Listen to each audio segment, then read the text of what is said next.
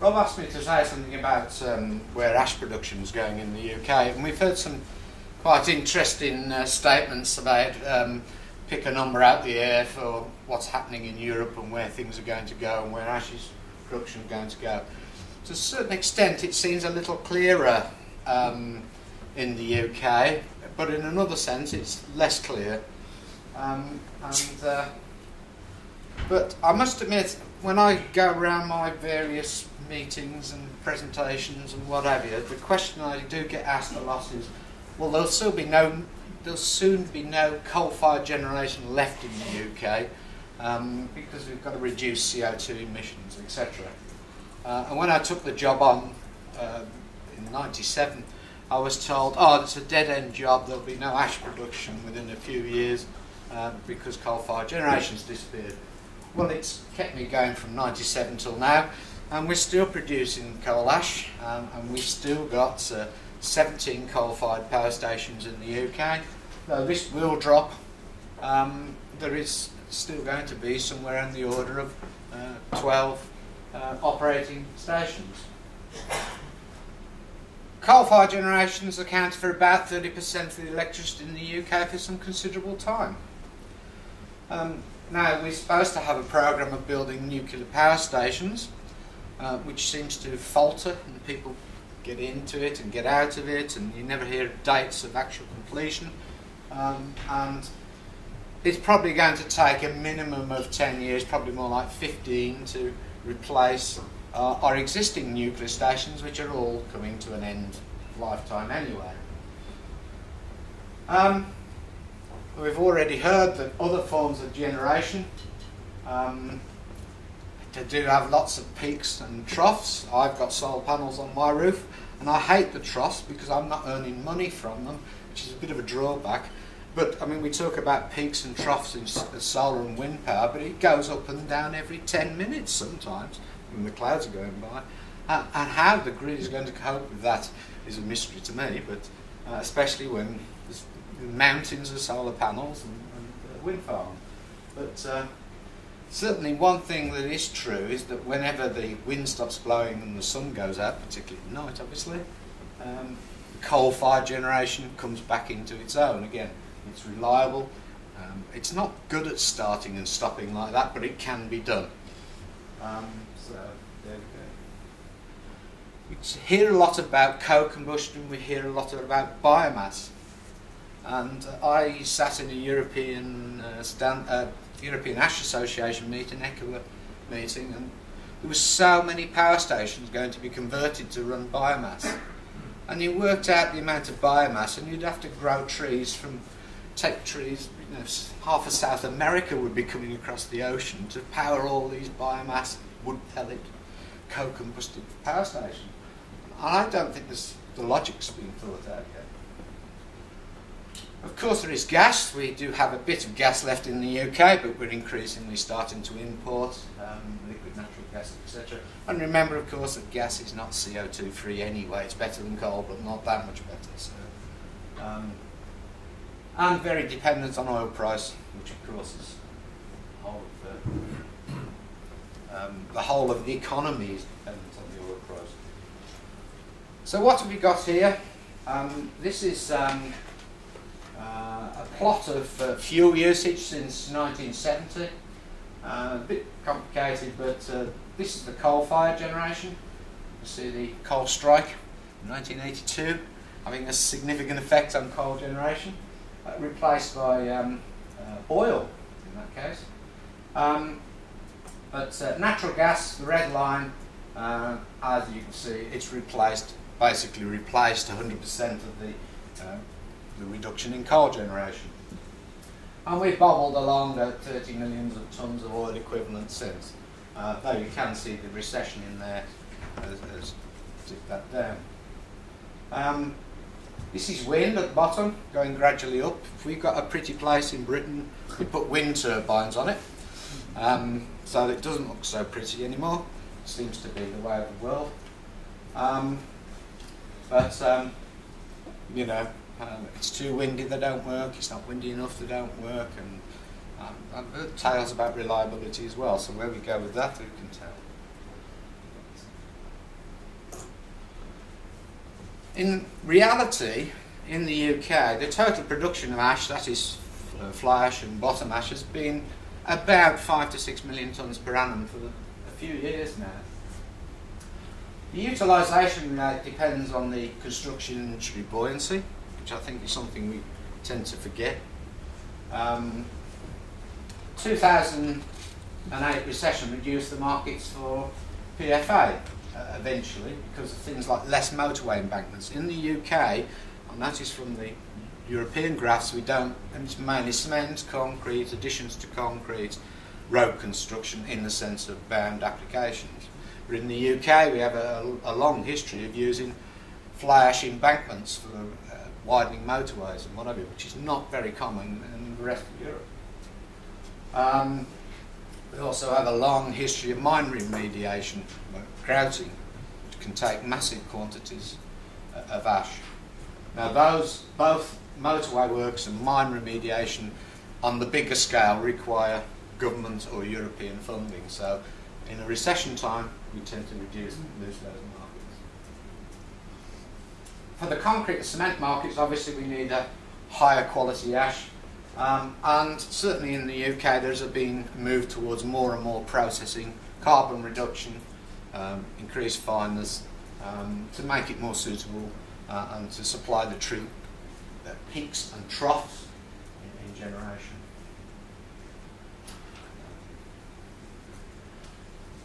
Trends in ash production are as follows. This goes back to the 1960s. I'd love to get the old Central Electricity Generating Board data because they had usage data. I haven't been able to find it. It must exist somewhere, I'm sure, but I was told it was always 50% of ash was used. So in the 80s, the total production was up into the kind of 14 million tonnes. I'm told it was about 50% utilisation. You can see minus strike again in there, and a gradual decrease. These are actual utilisation figures at the bottom from known data. So quite an up and down history depending on recessions and strikes and things like that. And in this case, this area here, the switch to gas. Looking at more recent times, this is the total PFA produced since the early 90s, 92. As you can see, about when the UK QAA was set up, which is in 97, it's been up and down, but it's been fairly stable in output.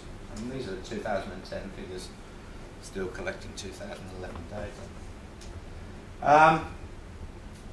FBA in the UK, furnace bottom ash, is 100% used in block making. Well, there is actually an exception to that, but it's 100% used in block making. It's made available to the market, and in fact there is a shortage of FBA, so there is some importing for bottom ash. The finer fly ash, we do landfill some, and you can see over the years there's been a gradual decrease, and we're kind of sub 2 million tonnes per annum now.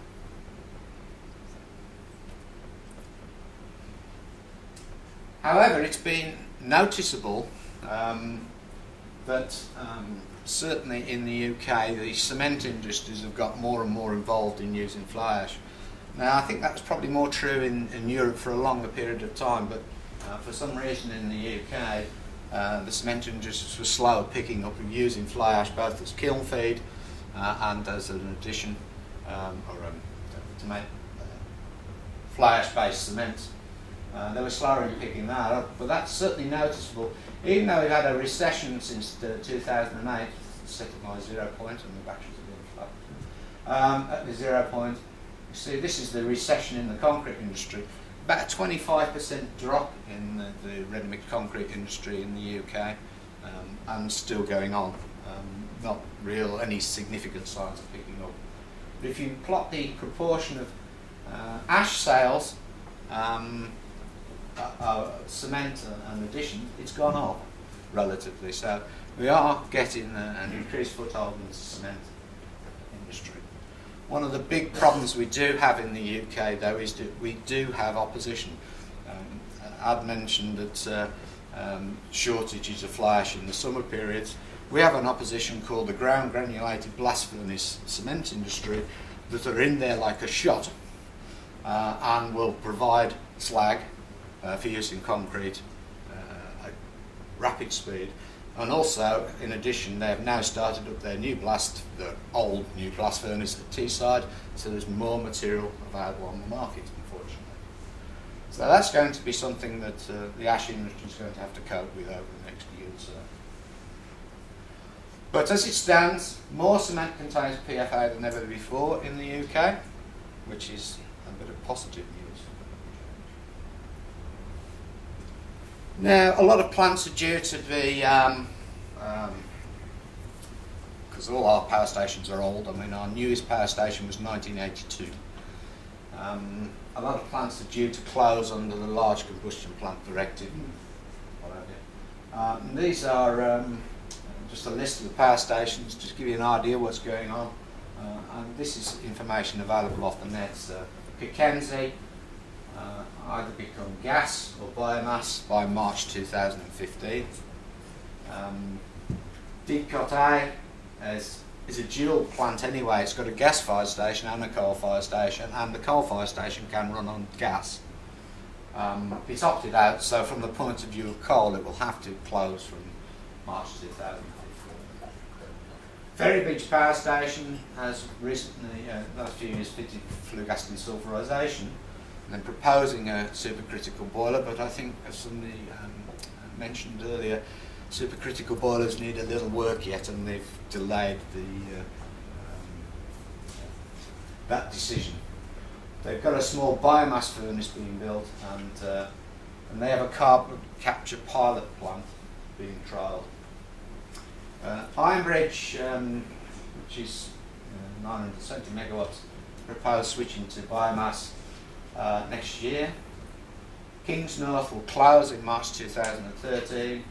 And Tilbury switched from coal to biomass in February, but unfortunately biomass still caught fire, and the last I heard it was still closed because of the damage it was caused. I'm trying to work out why there was so much damage.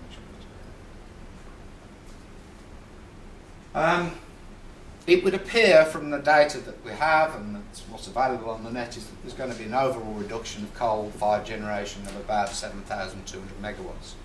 Roughly about 25% of current capacity. However, shutting power stations doesn't necessarily mean it follows that 25% less ash will be produced, because what's been happening in recent years is that double shifting has been prevalent. Some plants have been available but not used. And I think with the stations closing down, what will happen is the remaining coal-fired generation stations will be on for a longer period of time, not just running at breakfast and evening, but will be running longer through the day, which should improve A, out ash production, and B, quality of ash. So in reality, the overall ash production should reduce by 10%, I think. There are a number of larger stations, such as the Drax, Cottons, West Burtons, Long Gannets of the world, that are more base load stations anyway, so in principle should give better quality ash, etc. So I don't think there's much risk to the cement and concrete sectors. Now, you say, well, you know, what is the future for coal-fired generation in the UK? Well, the red line there is the maximum station capacity. So the Large Combustion Plant Directive effect, you can see closures flattens off. That's what we predict. The green is actually the actual or predicted tonnes of ash that will be produced. And, it'll settle down at a flat line. But our wonderful government, because it's signed up to Kyoto and even lower CO2 emissions, has decided that it will produce prediction figures saying that coal-fired generation will drop at a steady rate through to 2025. They haven't explained where the electricity is coming from. The nuclear stations will, if they are built, will only just be starting to come on the stream. You know, can we continue to get more and more gas to replace coal? It doesn't all seem practical to me. And I think this line is more political than practical. So I'm expecting that line in reality to continue for a considerable period of time before any signs of further drop off.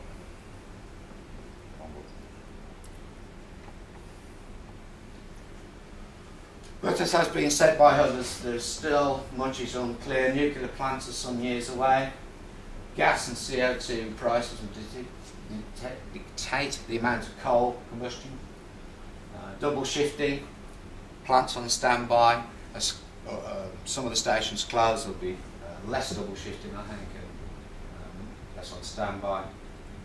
Wind and solar and biomass will help, but certainly wind and solar are not reliable. The other thing about switching to 100% biomass is that one thing it certainly does is reduce the generation capacity of a plant fairly significantly, because the boiler temperature is that much lower, certainly on our old modified plants.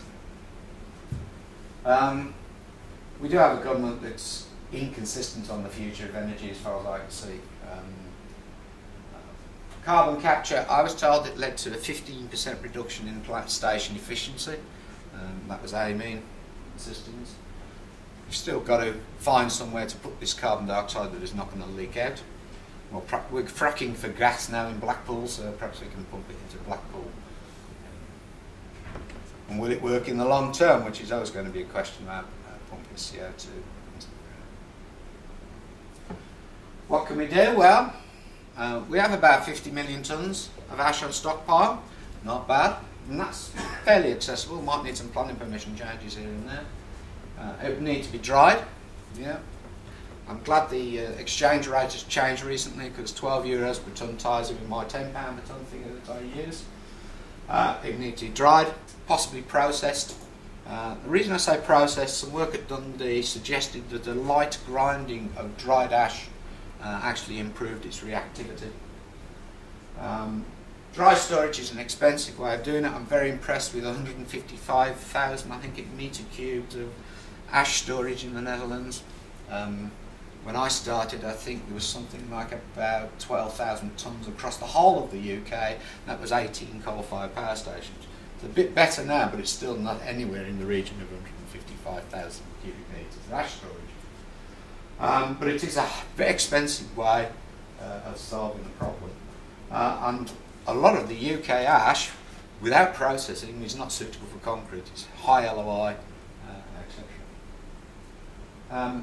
And I think one thing that will have to happen over the next 10, 15 years is that materials like byproducts, particularly for the cement and concrete industry, will have to rise in price to compensate for the costs of processing and drying and whatever.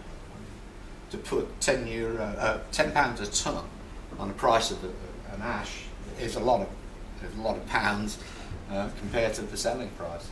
But the industry is going to have to get used to it.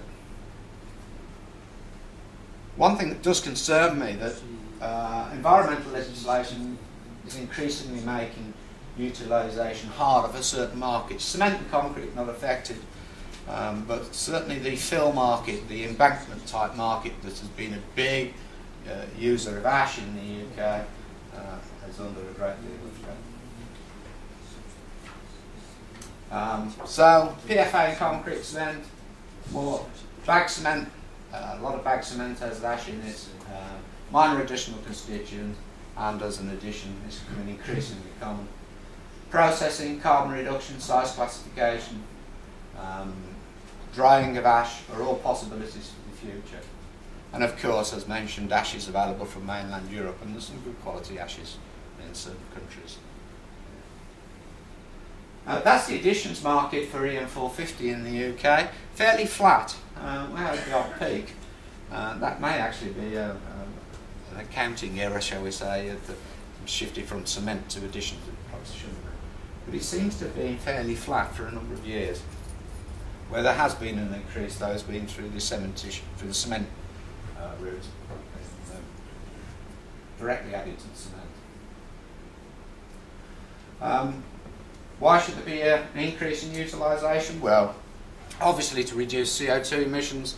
Fortunately, the fly ash has a badge of nil kgs of CO2 attached to it. So putting it in the cement is an excellent way of reducing 970 kgs per tonne of Portland cement down a bit by the dilution, shall we say. Excellent as a kiln feed, very lots of cement works, and a MAC. But the other markets, fill, is very dependent on road construction and government funding. Grouting, the larger contracts are very dependent on, again, government funding. Block making, aircrete, is depending on the housing market, and we've had a depressed housing market since 2008 in the UK.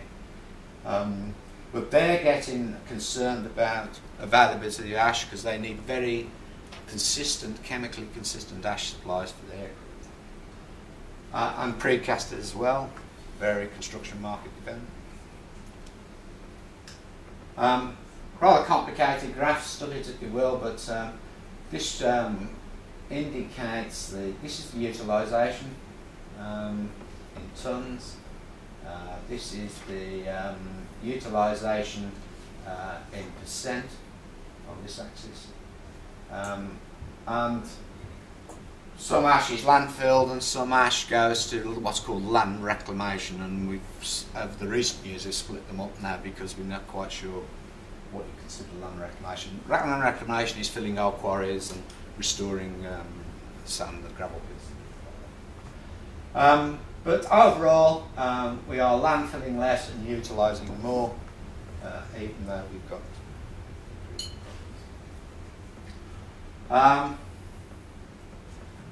So, see, landfills down to just over 2 million tonnes.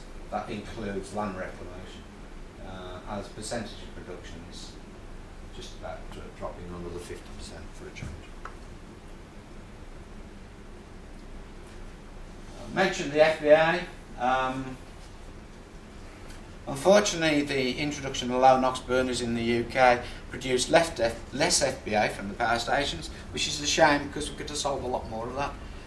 The block makers need it, but it went the other way. We went down from about 15, 12 and dropped down to about 8 to 10% of the ash now is FBA, which is a shame. So it'll have to be sourced from other ways. So imports, biomass, etc. Just to mention, there is a light-ag plant being built at Drax Power Station for structural lightweight concrete primarily, but it could be a source of aggregates for block making if necessary.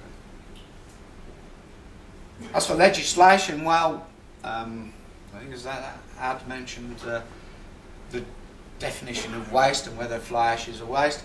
Well, we've solved the problem in the UK, in a sense. We have what's called a quality protocol that defines when ash ceases to be a waste in certain applications. And that applies to grouting, hydraulically bound mixtures, concrete, cement making, etc. Anything where it's bound in a matrix. But we have had considerable problems and still having considerable problems with the embankment fill applications. And this seems to be a generic environmental risk assessment was carried out, and the problems were with chromium-6. But it's the levels that have been proposed for chromium-6 are so low, it's not just a problem for PFA, it's a problem for a lot of things. It's all about groundwater protection, which the UK Environment Agency, well, England and Wales anyway, seem to have picked up a lot on, where the rest of Europe's perhaps not so keen on it, shall we say. But what we're doing now is to try and prove that there's no leaching problems. There is an EU-funded project called Equal, where we're going to build a trial embankment and test in various circumstances the leachate that comes out of it. And hopefully chromium-6 will not come out to that extent. That's very early stages. We haven't built the embankment yet, we haven't got the specification agreed. To be honest here, the progress on it is painfully slow, but I won't stand here and slag off the Environment Agency, though it's very easy to do. Construction products regulations are coming on from the 1st of July 2013, which is a change for the UK. We're not used to this. If there is a standard, you have to CE mark it. We've got regulated dangerous substances coming along, which we're increasingly seeing is linked to the quality protocol, because the regulator sets the limits, the national limits that apply for RDS, and our regulator is already talking to us on quality protocols. I think the same limits will apply. But those limits will apply also not just to wastes, but also to other materials, including natural aggregates. Somebody did whisper in my ear, some testing that's been done in the UK showed that 25% of the natural aggregates failed proposed limits set by the groundwater EA and groundwater people. Regulated dangerous substances also includes radiation limits, and radiation is an issue with fly ash, not a problem, but there is some radiation and there isn't work. More regulation is environmental products declarations. The standard has just been published, EN 15804, for producing EPDs for products. They've already cocked it up because somebody's changed the database, so you can't actually use the standard properly, but don't worry about that, that'll get sorted out. Really the standard needs another rewrite now. I don't think it's very useful. There we go. But there are a number of CEN committees that are looking at integrating EPDs into product standards. And as I've said, that some countries are jumping the gun anyway on that and putting in national requirements. France is doing the same. As mentioned, fly ash is being registered under REACH. But as far as I'm aware, we haven't actually had the formal approval of the dossier. Most REACH dossiers, I gather, have been rejected. So it's interesting. But it appears that ICA, or ICA, I don't know how to pronounce it, don't understand ashes because they've had to set up a special subcommittee, the ash subcommittee, to look at what all these ashes are. They don't understand the difference between coal ash and biomass ash and all the rest of ashes. Then we've got in the UK we have JAGDAD, Joint Agencies Groundwater Directive Advisory Group. They're proposing to add a series of materials as List 1 materials, or as they were known, or hazardous substances in the UK, including chromium-6. Well, it's hardly surprising in the discussions we've had. Calcium oxide, that's lime, which is found, of course, in concrete and cement. Calcium hydroxide, found in concrete and cement. Sulfate, well, gypsum's naturally occurring as a sulfate. Boron, naturally occurring. Nickel ferrous sulfate, found in cement. Sodium chloride, found in the sea. But according to the Groundwater Directive Advisory Group, these will be classed as hazardous substances. Work that out if you like. The particularly interesting one is chromium-6. They're proposing a limit of 2 micrograms per litre of chromium-6 in the leachate, and the Environment Agency's own laboratory can only test down to 30 micrograms per litre. So they're proposing a limit that is 15 times lower than what their own laboratory can test to. Absolute nonsense. But I've only been dealing with them since 2000. I've heard a lot of other nonsense. This hazardous substances issue, though, could affect our products, ash, bottom ash, and everyone else's products. Increased testing costs, restrictions on a wide range of materials that potentially there, including natural materials. And I do think the EU should really sort out all this environmental and sustainability legislation and bring it into one package, because of getting regulations on REACH, regulations on RDS, hazardous substances, waste, etc. all different. And it needs sorted out. But I see no signs of that happening. Cost to industry, well, the quality protocols we reckon has cost us £100,000 in man hours and testing of PFA and FBA. That's just UK. Scotland are out of that.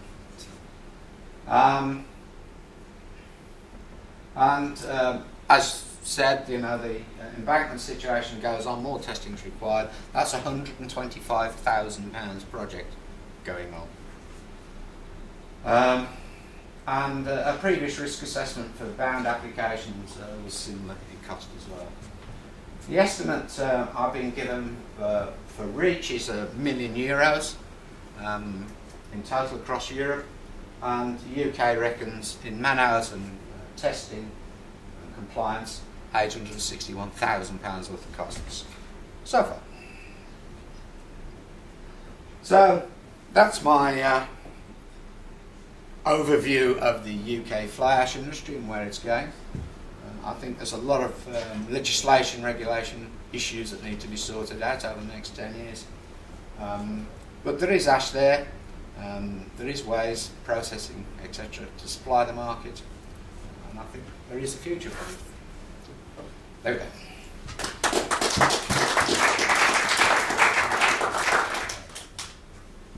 Thank you very much indeed, Lindon, for a very interesting and thought-provoking presentation.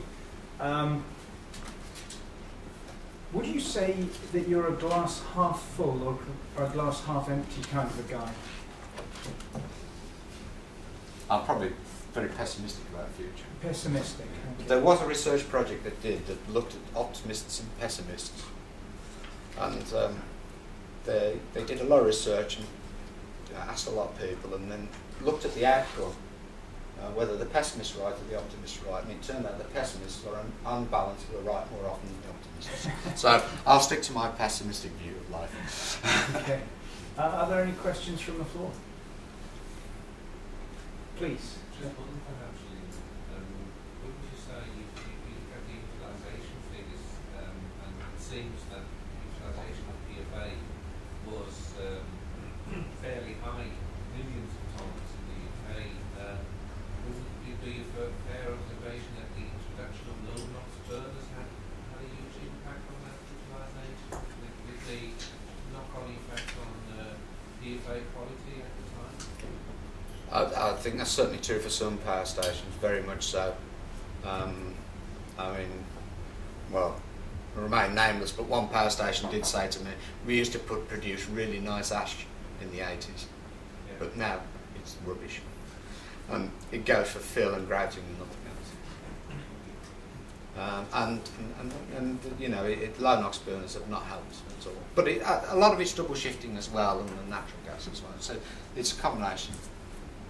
I think another big factor going back a number of years is the increased use of imported coal. Yes. UK coal typically has an ash content of 13 to 15%, and we started importing coal with an ash content of between 8 and 10%. Water efficiency remains the same, so you basically get the same amount of unburned carbon and less ash. So the LRI figures increase above the threshold for using concrete. No, yes, very true. Any other comments or questions? Yes, please.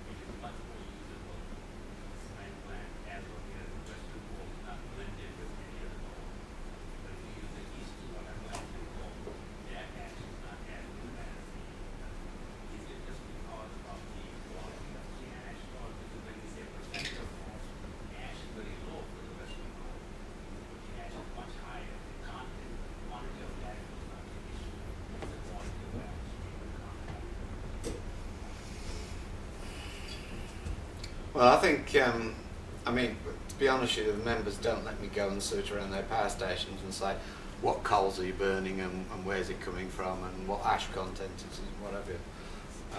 I mean, there's some interesting things happened over the year. We've got one power station that burns anthracite, and a bit like Peter was saying, it's a very low ash content. So it has a high LOI when it comes out of the power station. But once that carbon is taken out of the ash to drop the LOI, in fact the ash is very reactive.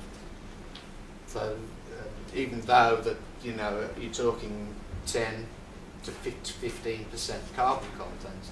Get it below 7 and the ash proves to be very reactive. So it's partially coal, but it's and the UK does blend a lot of coals. I mean, we seem to shift from one country and burn a lot of that, and then blend a bit of this in it, and as Peter says, the ash contents have changed, and it all has an effect. But to be honest, I think low NOx burners and double shifting has probably had the biggest effect. I think that's right. With base with Grafton Power Station burns about 11 million tonnes of coal a year, and we actually have a predictor model that looks at all the coals and the impact on ash quality and also NOx, because they have to control the NOx emissions. And it's interesting, some of the American coals, we can see big variances in the quality, and the power station used that to look at which coals they can blend together, which potentially give high carbon, which potentially high NOx levels, and try and get a blend which optimizes those.